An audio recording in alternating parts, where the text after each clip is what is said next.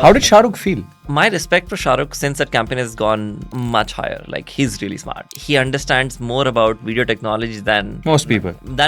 You You think in the elections they're actually using avatars/deepfakes right now? 100%. We had a request from Kenya willing to pay us a few crores, where his simple goal was, take the politician on the opposite side, make him speak personalized videos of lots of variations of that. But I can't give you money, I can give you land in Kenya. Once AGI comes in, then there's absolutely no value of smartness. Hence, you have, say, like a 3-year window for everything that you can possibly add value to in the world. One last piece of advice that you have for young kids who are worried about their jobs. AI can't write emails. Like, it's not going to take your jobs. You're fine. AI is not as useful in its current state as most people make it out to be. Today's guest has actually sold their company to Adobe and is one of the pioneers of generative AI in India. They were working on generative AI before anyone even knew what generative AI was. It didn't even have a name. Ashray and me have chatted for a while, and anytime I find a new paper in virtual avatars, I'll bounce it off Ashray and be like, what do you think of this? And then when I do a video, he'll be like, what are you using for this? So we've had that kind of relationship. Now, you may not know who he is, but you definitely know his work. Remember that famous Shah Rukh Khan Cadbury campaign? Ashray was the CEO of Rephrase, the company that actually pulled that off. And today, for the first time ever, he's going to actually go in depth, discuss the entire Shah Rukh Khan ordeal, how he got Shah Rukh Khan to do an AI avatar of himself, and all his predictions for AI. A lot of which I actually happen to disagree with. So it's going to be a very engaging conversation. You are going to learn a lot by the end of the conversation. We're going to learn what does he think the future holds, where there are opportunities, where you should definitely not step, what is the future of deepfakes and avatars in politics and in day-to-day life. We are going to learn a lot. Ladies and gentlemen, welcome to another episode of OnePlus Open Conversations.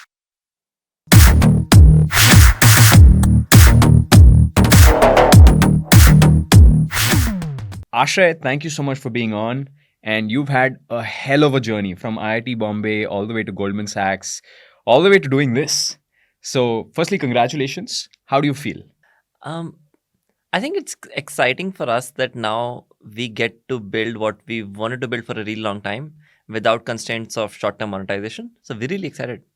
Nice. And Ashray, you've had a very, very, very long history. We always do one question about what is your past? How did you get here? Like, what's the journey like? I saw your Techstars.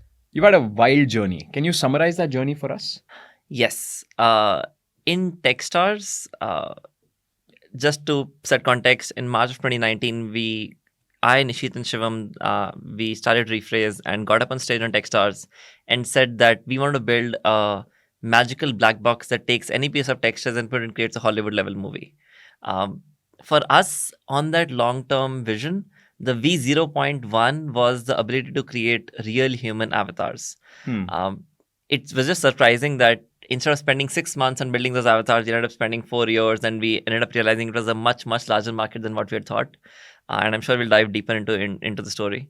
But yeah, it's in the last year, it's been interesting how the world has changed its belief from saying, well, what you were doing is absolutely crazy and it'll never happen, to saying, well, hey, it'll happen in the next 3 months, and what you do after that. The reality is always in the middle. But yeah, it's been a very, very interesting journey. Tell me 2-3 instances where you were building these avatars where you just had a complete shift in view. Like where you were like, hey, I've done it like this, but no, the solution is something else. Like, what is it? What's roughly going on behind that black box? In our very early days, we had considered traditional computer vision techniques. And now I'm talking like really, really long back. Can you explain that for the audience? Like very simple words? There are 2 techniques to do computer vision. The traditional techniques are like very rule-based things, and machine learning-based approaches are where you basically stop writing rules. You just feed enough data and let the machine learn on its own. An example that that really resonated with me was, imagine if you had to build self-driving cars. One way of doing that is, how you actually program here, on this top right, you will see a light. It's a lot of if-else conditions. Exactly. It's a loop of if-else conditions, right? But there's always this next edge condition that you haven't planned for. Whereas in machine learning, you don't do these if-else conditions. You just feed in data. You tell a machine saying, well, hey, on this situation, this is what you do. And the computer learns on its own. So earlier, we used to train small models and try to do a lot of data supervision so that the machine would work. Over a period of time, we realized, you just trust the machine more, it does a really good job. Yeah.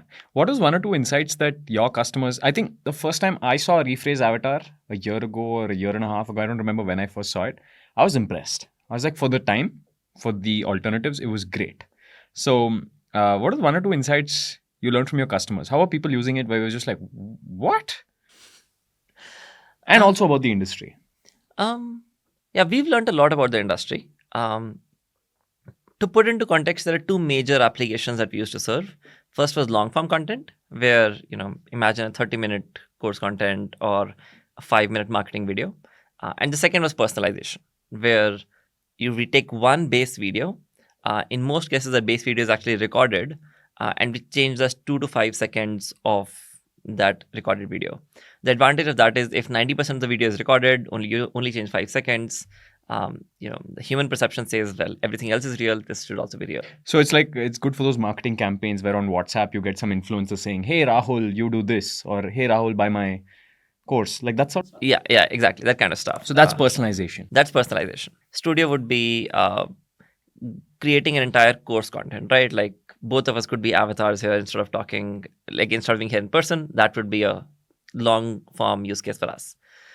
So these are the two major use cases. As we've learned over time, one of the surprising insights has been that, and this is a mistake that I made. I took a bet that the largest use case for long form content would be in marketing. As it turned out, at least the way industry is shaped today, the largest use case of long form content is actually in corporate learning, in HR. So like internal training? Internal training and stuff. That's a larger market in marketing. That's an insight. As of today, yes. And that is a mistake that costed us dearly. So a very hard learned lesson. In the early years, actually in the late years of the pandemic, we had to pick a market, and I decided, well, who wants to sell to HR? Why would I ever do that? So we decided, who wants to sell to HR? We'll just sell to marketers. Much more fun people to talk to. Much larger budget sizes and all of that. Except that where the quality of the avatars is today, it works well enough for corporate learning, not well enough for marketing. So again, a very interesting insight. Interesting. And you were saying something about the industry in general, right? Before we got on this conversation, where you said the surprising thing for me is how audio is lagging behind video. Because there are two parts to this. There's the video part and then there's the audio part. And I've learned this the hard way, right? It's just so hard to get super accurate audio. And video is just now so good. Why? One of my co-founders dug up an article which in the 1990s, a new text-to-speech engine had been discovered at that time. And the headline of that article said, text-to-speech is a solved problem. Right? Like now you get to hear text-to-speech which is as real as human being, then you will not be able to distinguish real voices from artificial voices. When we started the company, we did believe in that hypothesis. For the first couple of years, actually till the Hrithik or Shah Rukh campaign, we did not have audio in-house at all. Our approach always was that we would specialize in computer vision in the videos. The video part. And we'll outsource the audio to someone else. It could be open source, it could be, lots of other companies, but instead of doing everything in-house, we'll just do one part. But as it turns out, audio is really, really hard. It's easy to get to audio with 90%, I'd say 90-95% accuracy. For again, I'm not sure what the exact reasons are. As of today, audio ends up actually very often giving out that some videos are AI generated, and it's not the video, it's not the lip sync. It's sure in some cases it could be the emotions as well, but in most cases it ends up being audio, which is why you see most softwares in this industry offering you an option to upload your own audio and generate a video on top of that, just because audio is very hard. Tough. Yeah. But do you think it will be solved? I would love to make predictions, except that in the world of AI, predictions are so hard to make that I don't know. I would want it to be solved, but I'm not sure. Again, I'm not sure because you think the ethical constraints of this are going to be crazy, or you think it's going to take a lot longer than we think it will? It's very difficult to predict breakthroughs in the world of AI.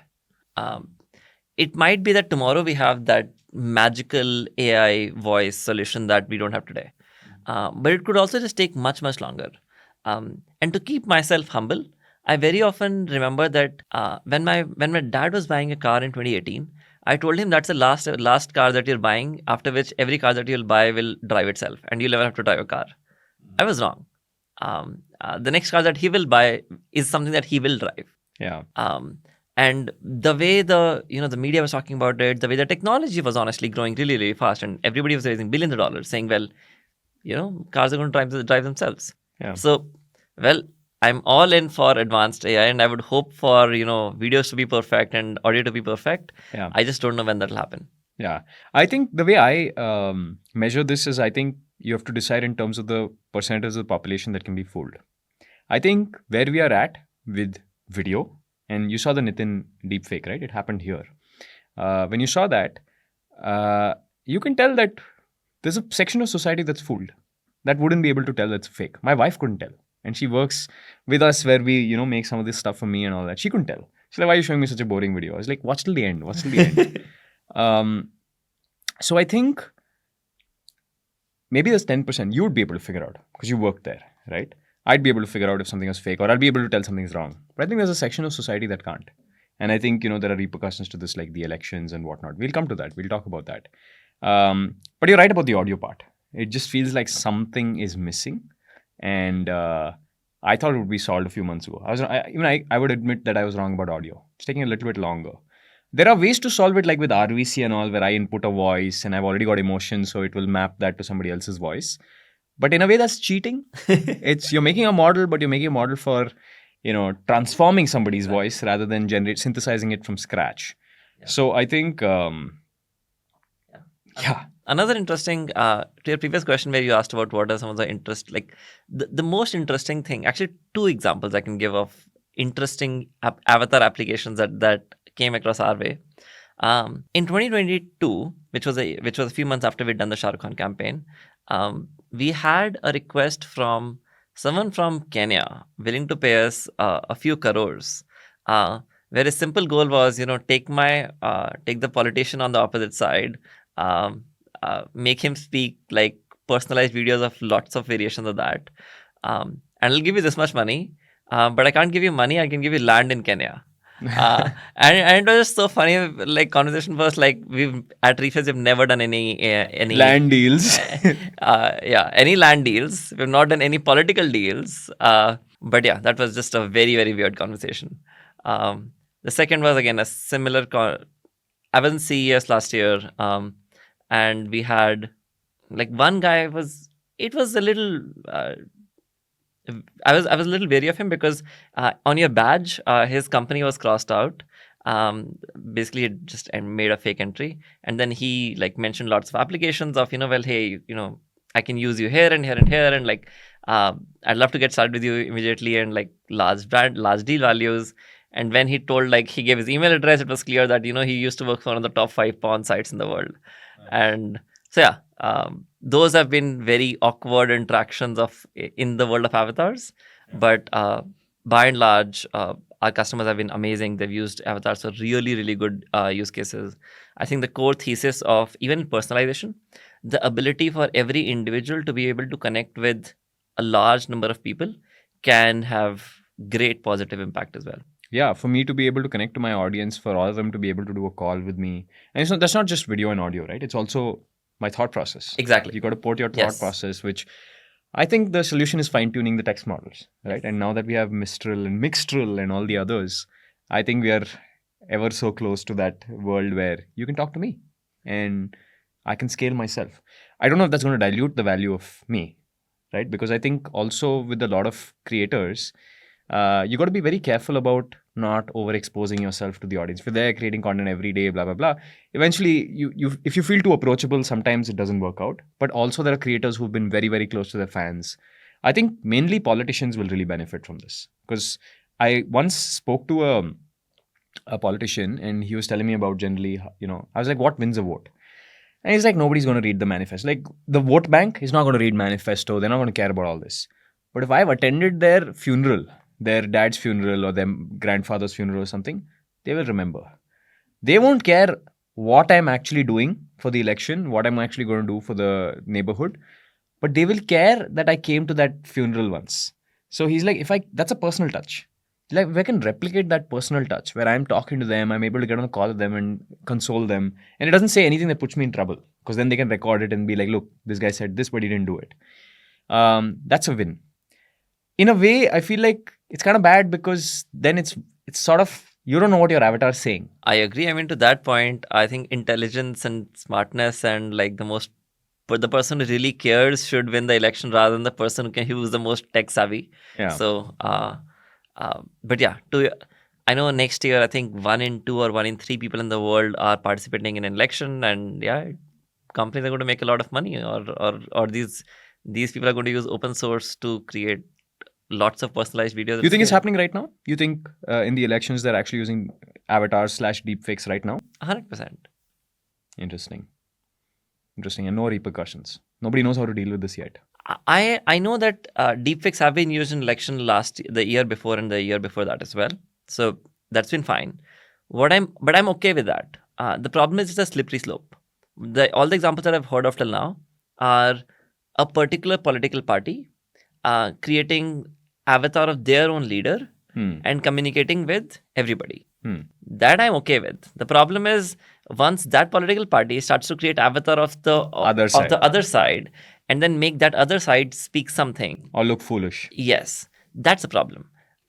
What I'm afraid of is that will start to happen next year. Yeah, I think it's already happening. I mean, not the deepfakes part, but people making fun of the other side. Dude, that's like, they just need dirt. And the thing is, before what's going on, before the elections actually happen, you've had something like, let's say 1 day before the election, you have somebody on your side send you a message saying, my name is Rahul, I'm leaving the election, you vote for the other guy.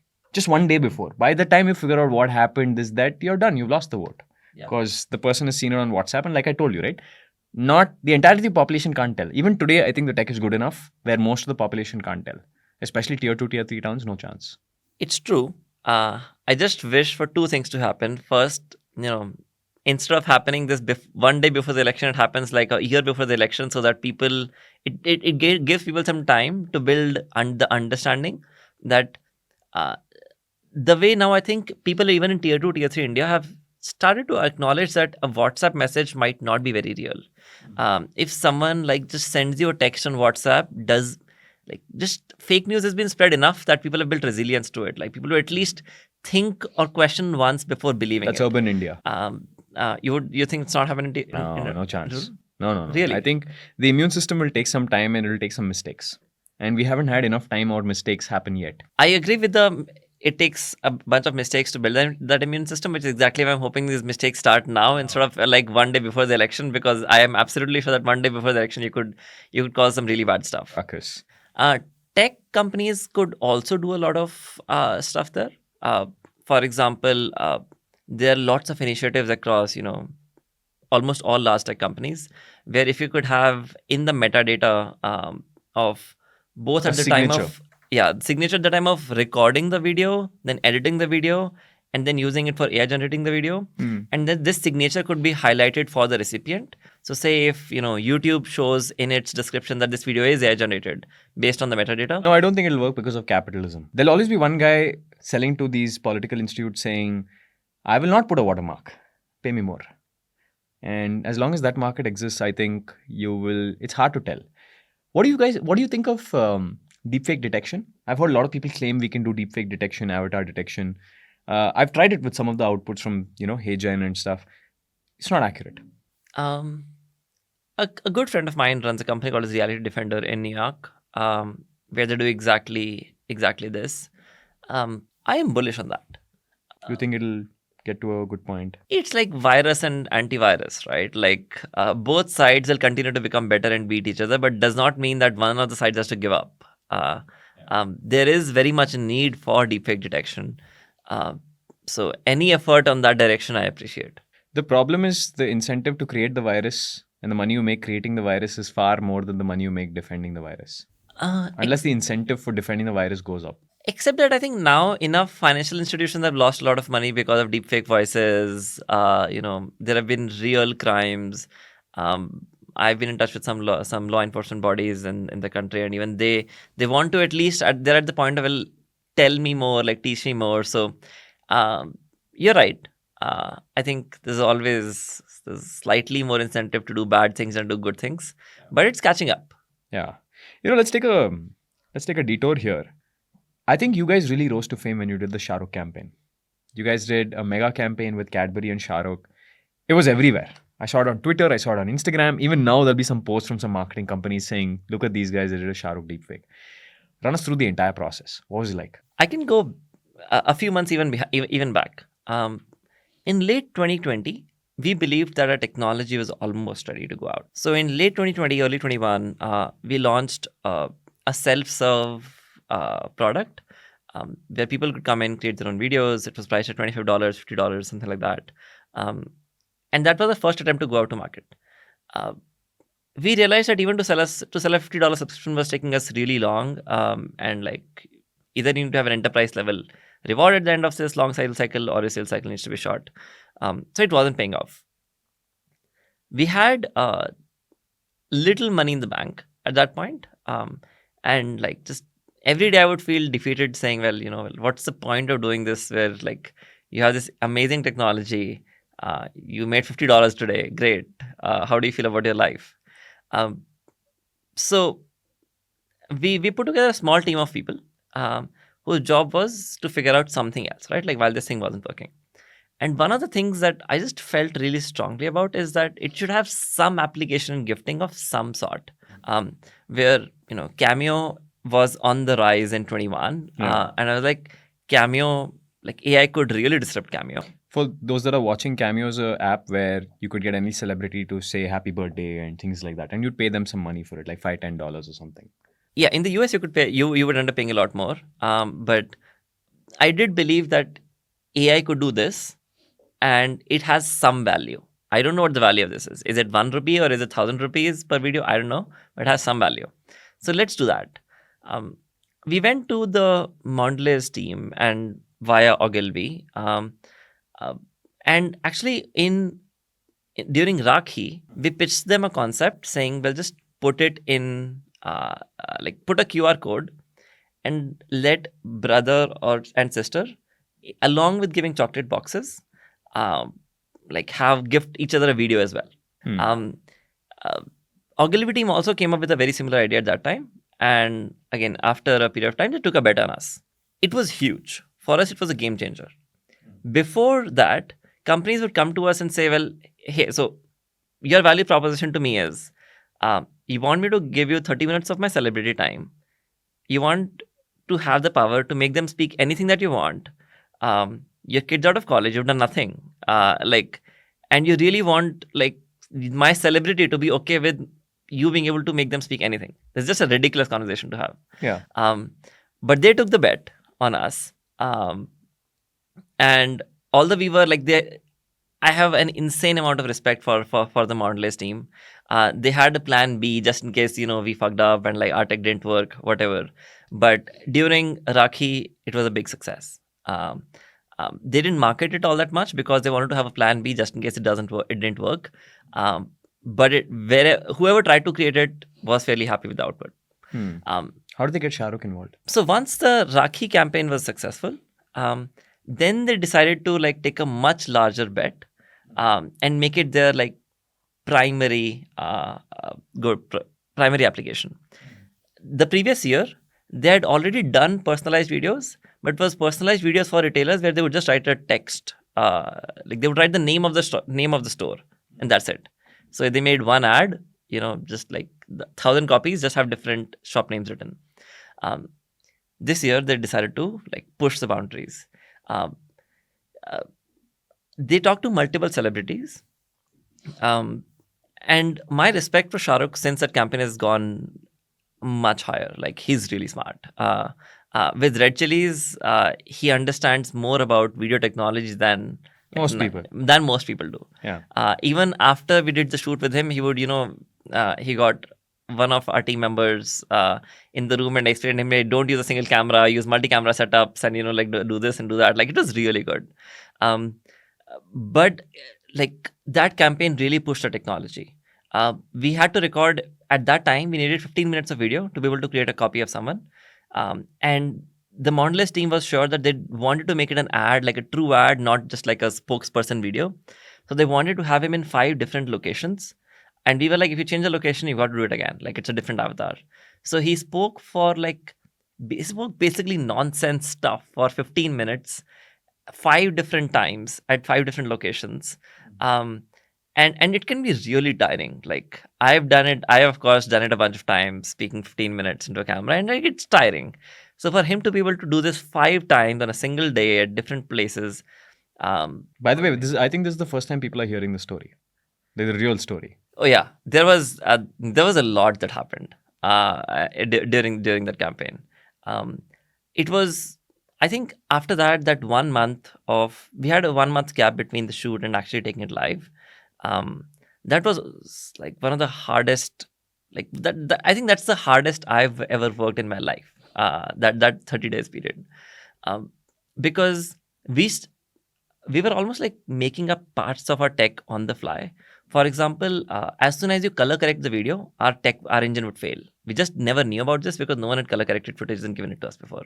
So we had to come up with immediate solutions of, well, how does your tech now become resistant to facial corrections, color corrections, and all of that stuff. So we built that.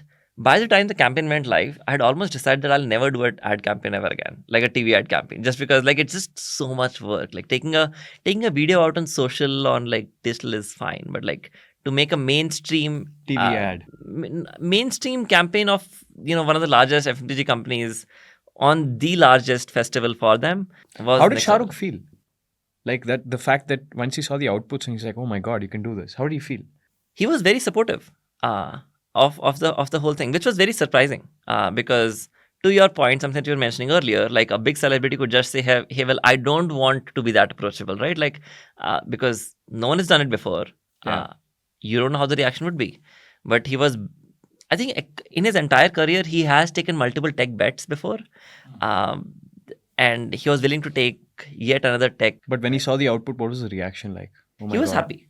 One of the things that's been important for us is no customer ever sees a video before the person who's the face of the videos has approved it before. So at all points, he had a veto call that, well, hey, if I don't like the output, this will not go live. Like it's still his identity. He has a reputation to maintain. So only once he approved the outputs, did the campaign ever go live. I mean, a lot of other things happened during this campaign as well. Like it was, at that time, like there was some personal stuff happening in his life with him and his son. There were impacts of that on what could have happened with the campaign. But I think it's all thanks to, the Ogilvy team, the Wavemaker team, the Mondelez team, and, of course, everybody at Rephrase, that the stars had to align. We all put in an insane amount of work, and that campaign happened. What's the one insight you got from that campaign? I think you agree with a lot of these things, but my one insight from this was technology in isolation wasn't that powerful. We'd had this technology for like 9 months. It was just that when you put in the most creative people on the planet with the best technology on the planet, on like real human technology. That's where money is made. That's when magic happened. Yeah. And why did you learn that? Because the reason the campaign was successful was not just the technology. It was the entire story behind that. It was to position it a certain way. Instead of just saying, high name to every customer who buys a Cadbury box, to do it for merchants and build an entire narrative and like with an intent to truly help. All of that added up. I think the world is moving rapidly, right? I think everything is kind of becoming a tech thing, even content, right? We're sitting in a OnePlus studio, which is a tech company. And I think I have some theses around where the future is headed. And this comes from us building some of this technology, fine-tuning some models for clients and ourselves. I think fundamentally there are 2 problems in AI. I'm just going to broadly classify it. I think one is AGI, which is artificial general intelligence, which is, can you build something that is can do all the economically viable work that humans can? I'm just going to define it like that. Some people also define AGI as it can modify itself and all that. I'm not going there. I'm just saying it can do all of the work that human beings do. The other side is embodiment. which is how do you take that, put it inside a robot, or better yet, put it inside a human, or better yet, take a human, modify it, modify your personality, put it inside a robot. All sorts of variants possible, right? I'm an accelerationist, right? Where I think that it has to go really crazy, really fast, right? I can't see any other way because I've also grown up with a computer, so I'm a nerd and I don't have too many friends. So this is a side effect of that. But the question for you, where do you see the next 5 years go? Where do you see the next 10 years go? As I said at the earlier in the pod, it's very difficult to make an accurate prediction of where we'll be in the next Sci-fi it for me. next 5 to 10 years. Before we get to the sci-fi world, let's just talk about the real world. There were, say, 20 models that Google had published a few years back. OpenAI just decided to pick one of those 20, diffusion model, put money behind it, it worked, and then continue to train larger and larger models and just feed it more data, and it just worked. We don't know till when it'll work. You don't know where the wall is. Exactly. Maybe diffusion models are enough to take us to AGI. So we've discovered the holy grail and that's it, right? Maybe it's that. But also maybe that GPT-5, whenever they train it, just is 10 times more expensive and 10% better than GPT-4. And you realize that for the next big thing, you need a fundamentally different architecture than a diffusion model is. Yeah, then transformers. Yeah, then transformers are. Yeah. And then you're back in the wilderness. What is that next big thing? Maybe you figure out very quickly, or maybe you don't. I'm optimistic about things moving fast because I think arguably the smartest people in the world are working on this problem. And they're very well incentivized to work on this problem. Exactly. And it's not even a money thing, it's an ego thing. You built AGI. That's such a nice brand title, which I know smartest people in the world are I want to win that throne. Yes. One of my co-founders very often mentions that, the thing that he has is smartness. Once AGI comes in, then there's absolutely no value of smartness. Yeah. Hence, you have, say, a 3-year window for everything that you can possibly add value to in the world. So your timeline is 3 years? Some of the people's timeline is 3 years. I don't have a prediction of when AGI will happen. I would be I think it could happen in 3 years. I also think that the AGI moment in itself is a little overblown. I know Sam Altman recently tweeted saying that the Turing test got defeated and the world just moved on. Yeah. Nothing happened. So we expect AGI to be this miraculous thing that just changes the world, and maybe it doesn't. Who knows? It should change the world a lot. Yeah. But it's difficult to make future-looking predictions. In the next 1 year, the predictions can be a lot more accurate, right? Yeah. You're seeing lots of companies do text to video. Text to video will happen. Yeah. You'll see a lot more companies come up with hardware specialized to AI. Yeah. You'll see all of these models which are running in the cloud start to run on your local devices. Yeah. So in the next year or two, you can be a lot more certain about predictions. Yeah. After that, we'll just have to see. In fact, I think VCs in this space underestimate the probability of a complete change from a transformer or diffusion model architecture, which would just completely change your ops pipelines. Yeah. I mean, even if you're putting $100 million in a company today, you're putting it in the team. I think that's the fundamental change, right? You're no longer looking at the metrics of the business and you're this is growing 10% a year. Most of the businesses raising 100 mil, like a Mistral, raising 100 mil, you're betting on the team. You have no idea what's going to happen. And you have no idea, Google, when they came out with Gemini, their entire thesis was it's pure multimodal, right? And it's using transformers, but it's pure multimodal. It can do everything, text, audio, video. Runway came out with a new video. I don't know if you saw it recently. They came out with a trailer. Yeah, the world model, general world model, right? World model, yeah. Which is hey, actually a human being is not just going to read text and consume text and talk. They're also going to look at things. They're also going to hear things. They're also going to touch things. Can we codify some of that? Not touch, but can we codify the rest? And I think that's beautiful. And I have no idea where that leads. But also, I know for commercially viable tasks, AI is kind of getting there. AI is kind of getting there for a lot of tasks, right? I'm talking about digital tasks. I'm talking about content writing. there are two kinds of content writing, right? One is you're doing generic stuff. You're just doing SEO farming, right? That AI solves. And I saw somebody do an SEO heist recently where they stole a lot of keywords from a competitor by just cloning all their page titles but writing AI generated content for it. But there's also the kind of journalism where you go and do investigative stuff, which an AI is not going to be able to do anytime soon. So I think all of this is very nuanced. But I think when you have general world models and it can actually talk to people and pick up the phone and dial Ashray and be like, what happened? That's when it starts getting a little bit, weird and touchy. General world model is a great name for a model, because yes, if like there existed a model which knew everything about the world, which it would be called a general world model. It would solve everything. I would not want to make any prediction about a model till the point it's trained, till the point I can actually You can use it. I can use it, right? Like it's very easy to overhype all of this stuff. So again, all promising approaches. We'll just have to see which one wins. Which one? And what's the pessimistic viewpoint? My pessimistic viewpoint is I think Gemini wasn't such a big leap over GPT-4. And the pessimistic viewpoint is, and I think you got to hold both, right? The pessimistic viewpoint is we've hit a wall, and that's fantastic. Because AI already does a lot of the menial work, so you can just export the menial work to it. You do the work that requires the human legwork. You do the building the distribution, building the relationships, and you use this as your back office. I think we're already kind of there. But I know but also if you look at the last 1 year, it's just not stopped. In the last 1 year, it hasn't stopped at all. Like ChatGPT happened in November of last year, which is like 13 months back. The last 13 months is the only time when AI has, like when Gen AI is only 13 months old for like 99% of the people out there. Yeah. So the last 13 months have been absolutely crazy, without a doubt.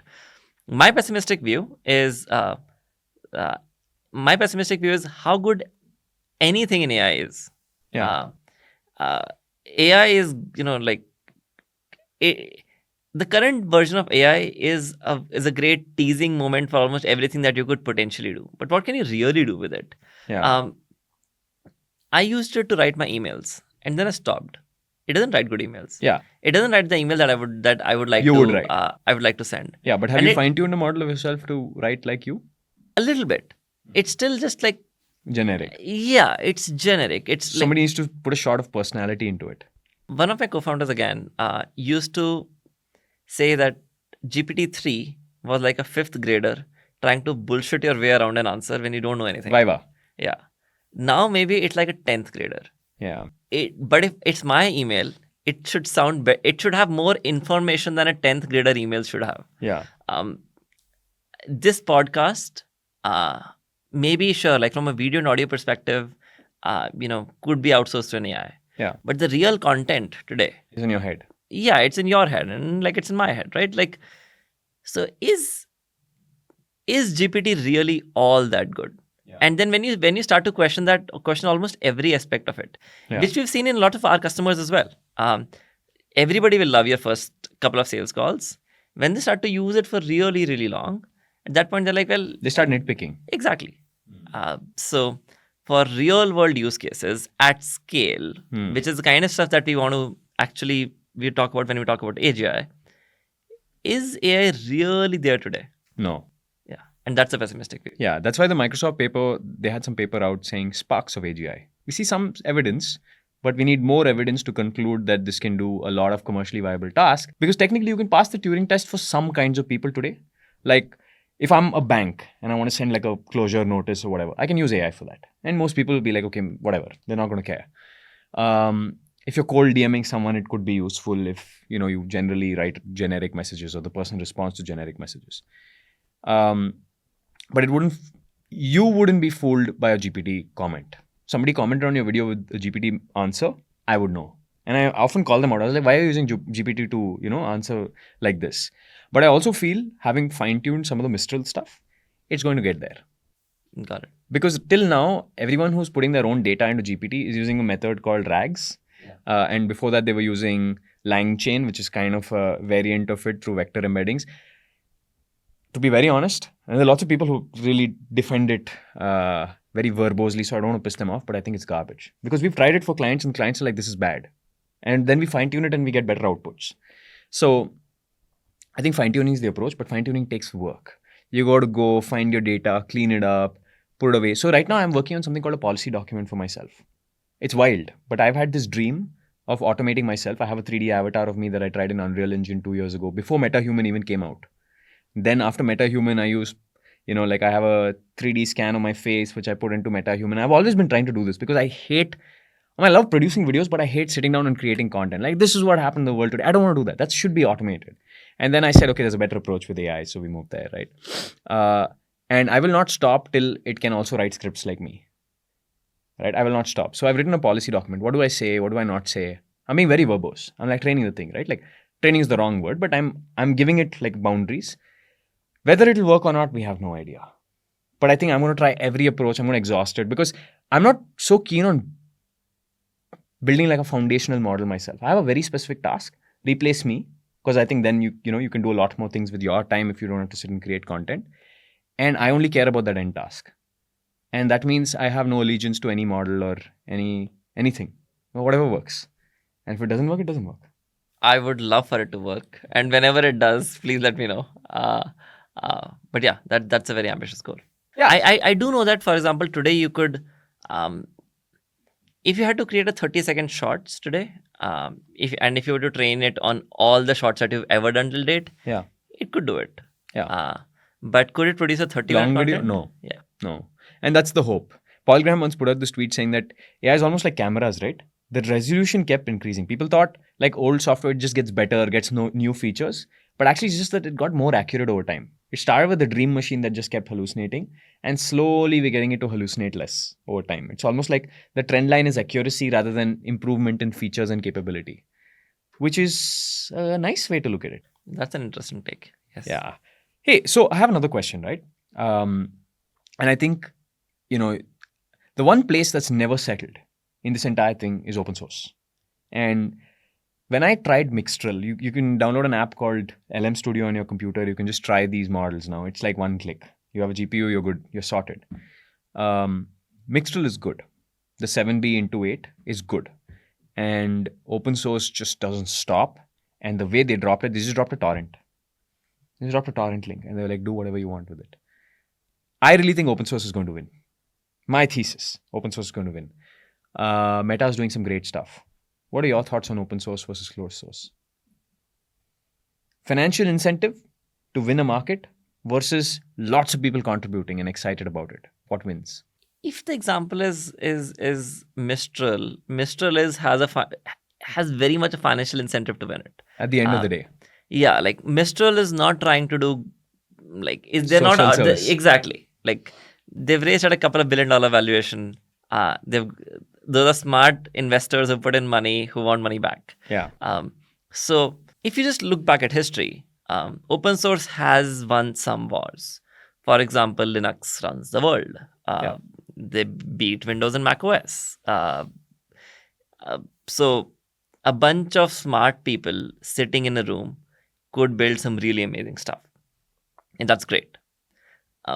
The problem in the world of AI is to be able to train a core foundational model, you need at least hundreds of millions of dollars to be able to train these models at scale. At that point, it goes beyond just a couple of crazy kids sitting in a dorm room being able to build this, because you now need a couple of crazy kids with $100 million, and that's not a common set. So if you look at it from that lens, it's actually now more difficult for open source to compete against people who have some financial incentive.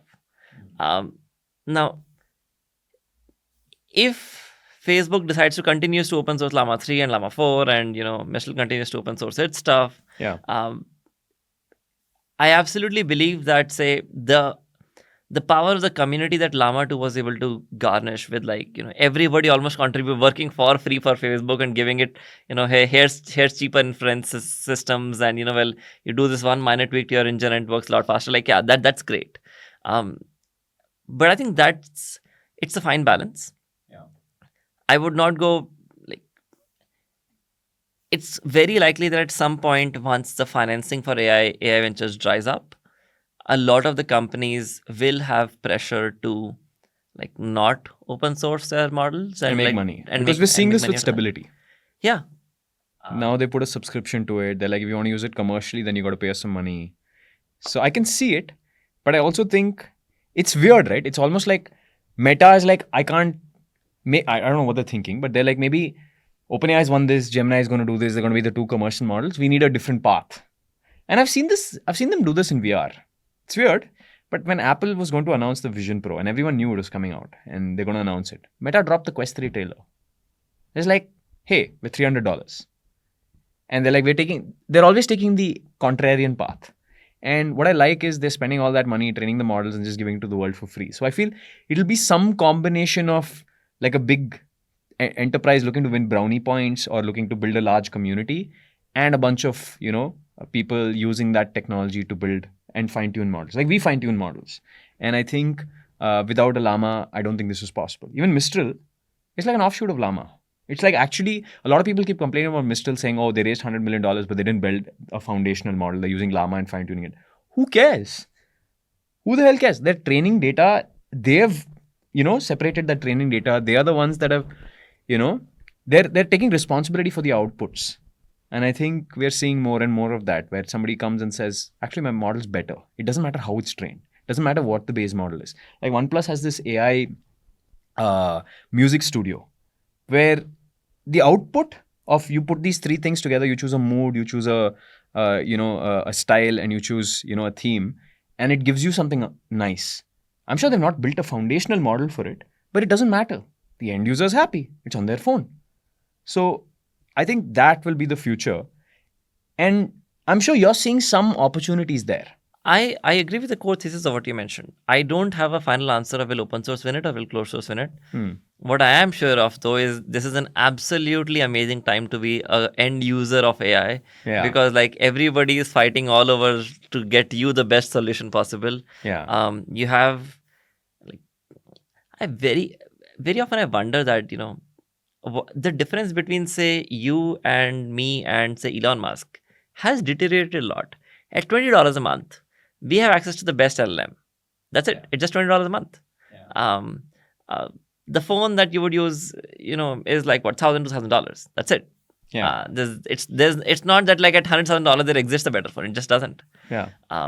So everybody like call it the victory of capitalism in some sense, but like everyone's trying to like Democratize everything.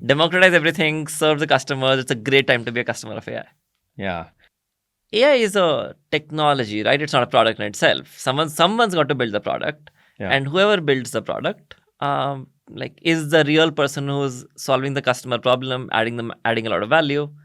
He gets to keep a part of the value for himself. And have you changed your mind on distribution? In what sense? Like when you start a SaaS company, it's all often like product. We got to build the best product. But then second time founders always like it's got to be about distribution. Do you feel that way? It is absolutely about distribution. If you could pick between product and distribution, it is definitely about distribution.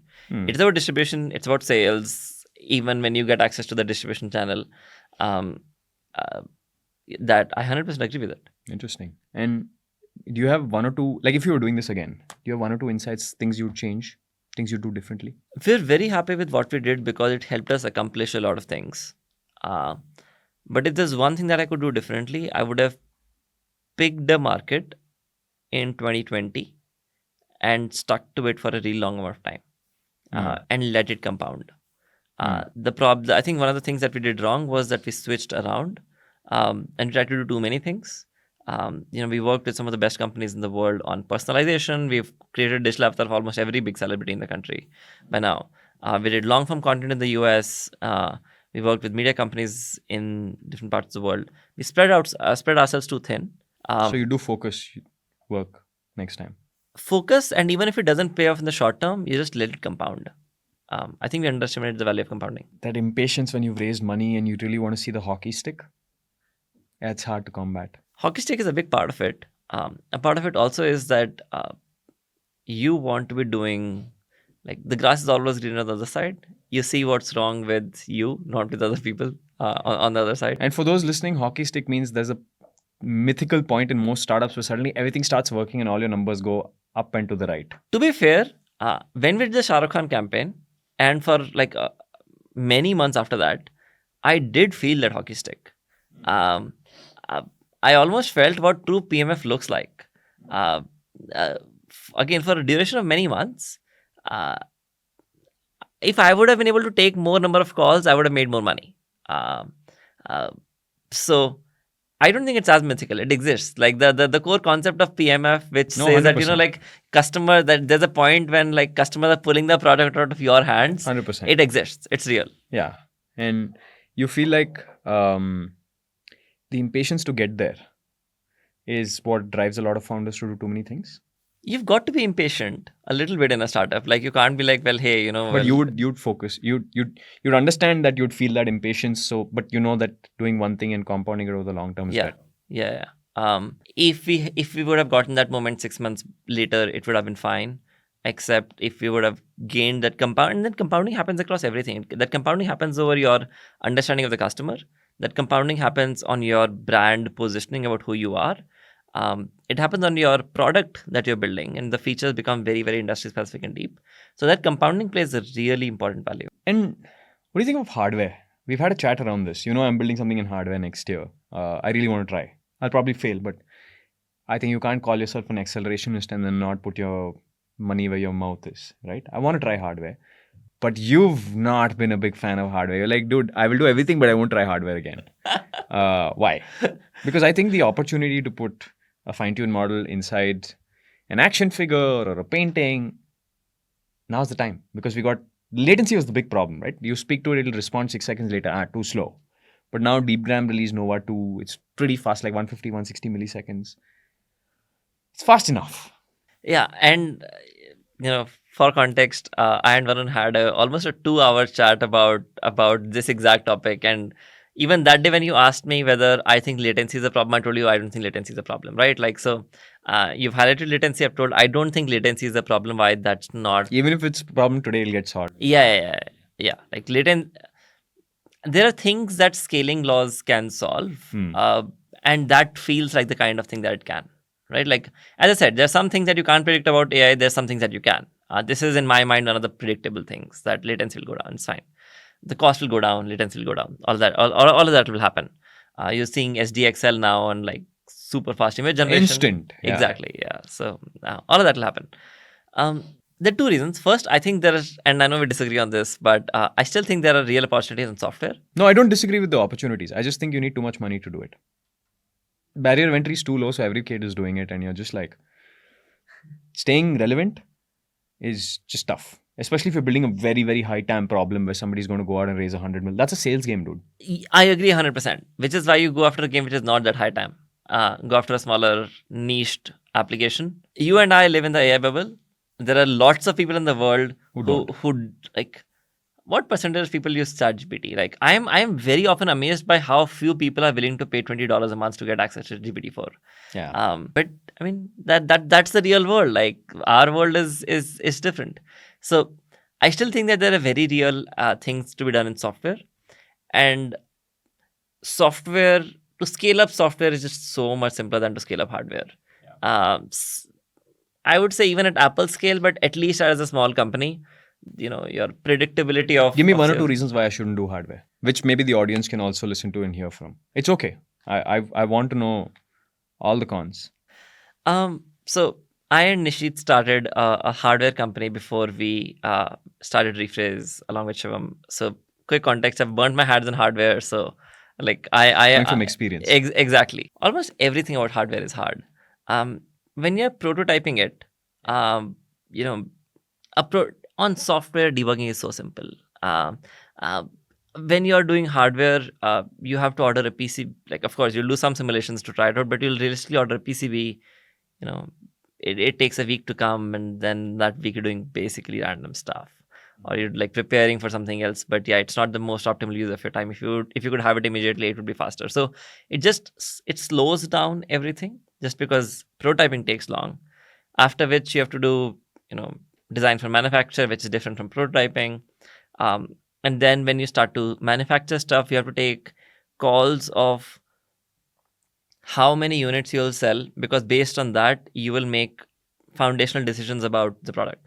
You make such decisions in SaaS as well, right? Like, you make architectural decisions based on how much do you want to support. But those are very low cost decisions in some sense. You can reverse it. You can reverse it. In manufacturing, either you've over ordered and you haven't been able to sell that much, and then you have inventory sitting on your hand and you're losing money, or you've underestimated, in which case there's so much lost revenue that you could have possibly made. And by that time, a lot of other people know about the exact same thing that you're building. Until unless it's very specialized hardware, you'll then have competitors in the market doing exactly, and that's lost revenue for you, right? Again, more competitors, higher CAC.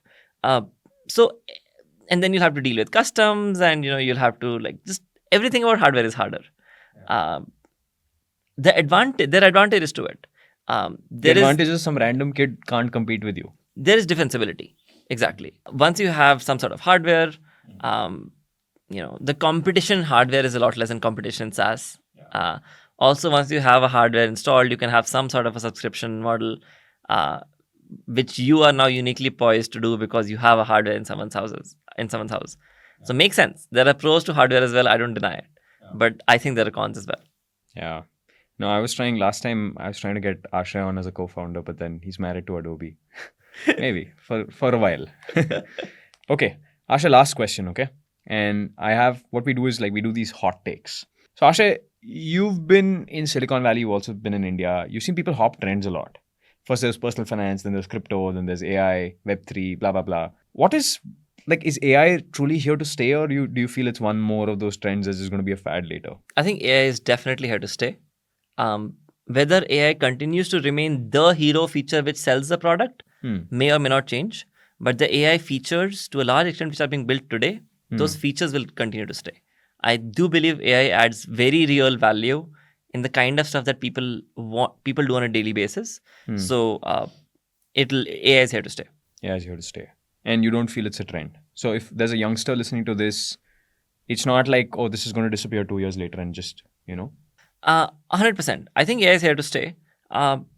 Right now, it is on the peak of the hype curve, which is why... So it's going to flatten a little bit. Yeah, right now, if you go to a video recording software, it'll say AI first video recording software. And you go to a notepad app, it'll say AI enabled note first app. Sure, that might change. A notepad app just is really useful in and of itself. And that should be enough to sell it. Yeah. There are UX features which matter in there more than just AI. So AI might disappear from the headlines, but the AI features will continue to stay. LLMs are genuinely useful. They add real benefit to customers' lives. Yeah. One thing you believe in AI, in the world of AI, that everyone else who works in AI disagrees with. I'll start, right? I think hardware is a very good opportunity. And it's a lot easier than people think it is because the competition is so lesser. Sure, there's some work that you have to do in the early days to build it up, and you'll make your mistakes on under-ordering and over-ordering. But once you have a rhythm, not every kid can go build an image. There's some millions of image generators now. Everyone has their own spin on it, right? And there's so many Civet AI models, all fine-tuned for different tasks. But hardware, tough to get in. So my thesis is that's actually where we should be betting next. But one thought that you have that other people in AI don't disagree with. AI is not as useful in its current state as most people make it out to be. Can you expand on that? The same thing. GPT still can't write my emails. It's a simple enough problem. It's not that I'm not asking you to do rockets. I'm not asking you to to find out the next law of physics. I'm just asking you to write my emails. Do you think that could be a little bit of prompt engineering, write in all lowercase? Because I know Grok, which is Elon's AI, if you ask it to roast you and be vulgar and stuff, it actually writes like a very different being. And it writes like somebody on the street.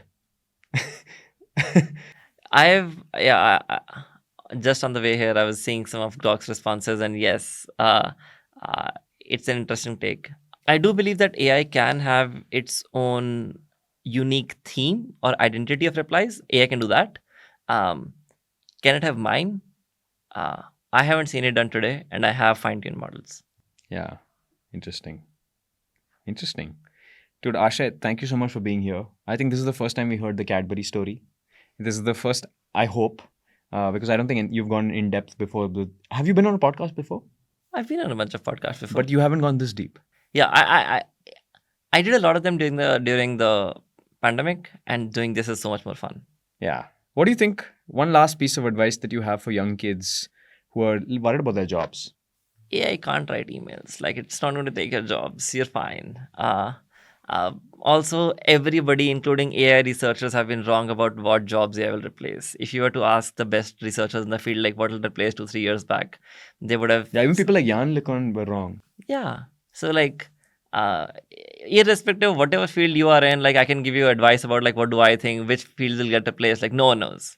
Yeah. So just like keep doing what you're doing. What's definitely a field you should not be in? One field. The kind of fields that have already been replaced by LLMs today, right? Like? Very basic customer support, or say being very bad at sales. LLMs are a great bad sales rep. Yeah, those kinds of fields. Interesting. Dude, so we have one ritual at the end of every episode. We're talking about hardware. One of the pieces of hardware I really like is just this phone, right? Like, just to pack so much in such a small form factor, but still have it, such a thin form factor and still have it be both, a tablet and, a phone at the same time is incredible. But we gift this to all customers. I wanted to make it an experience. So here's the OnePlus Open, the flagship OnePlus Open. And, Thank you. We've taken an hour of your time. I think, this is something we give in exchange. Thank you so much for being on. Thank you. Thanks for having me. It's always fun to chat with you, with or without the cameras. Lovely. So, ladies and gentlemen, that was Ashray. Hope you learned something. I learned a lot. I always learn a lot when I talk to Ashray. Bye-bye and see you next time.